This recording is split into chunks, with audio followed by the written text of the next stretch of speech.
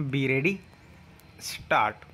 आज उपस्थित करण्यात आलेल्या चर्चेच्या संदर्भात शासकीय कर्मचाऱ्यांच्या रजेच्या प्रश्नाचा पूर्व इतिहास सांगण्याचा मी प्रयत्न केला तर अप्रस्तुत होणार नाही असे मला वाटते.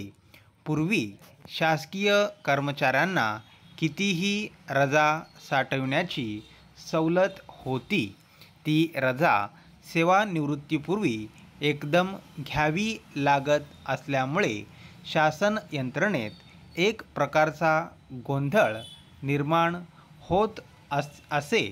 अधूनमधून रजा न घेता शासन यंत्रणेतील कर्मचारी काम करू लागल्यामुळे त्यांच्या प्रकृतीवर अनिष्ट परिणाम होऊ लागला.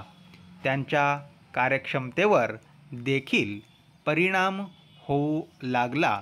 या गोष्टीचा विचार करून शासनाने त्या पद्धतीमध्ये बदल केला. कर्मचाऱ्याला जास्तीत जास्त किती रजा साठविता येईल व एका वेळी जास्तीत जास्त किती दिवसांची रजा शासकीय कर्मचारी घेऊ शकेल यासंबंधी नियम केले. याच्या पाठीमागे हेतू असा होता की एकसारखे काम करीत असताना प्रकृतीवर ताण पडतो, तो पडू नये म्हणून अधूनमधून त्यांची रजा घ्यावी. रजेच्या काळात आपल्या प्रकृतीची काळजी घ्यावी, ताजेतवाने व्हावे आणि रजा संपल्यावर त्यांनी पुन्हा उत्साहाने मन लावून कार्यक्षमतेने काम करावे.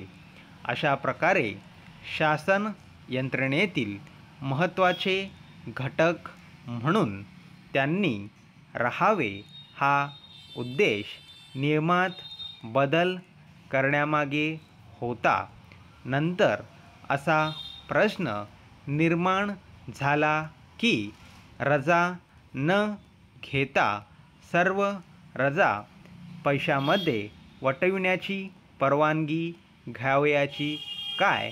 कार्यक्षमतेच्या दृष्टीने शासन यंत्रणेत खोळंबा होऊ नये म्हणून ती गोष्ट कितपत हितावह ठरेल या दृष्टीने विचार करण्यात आला.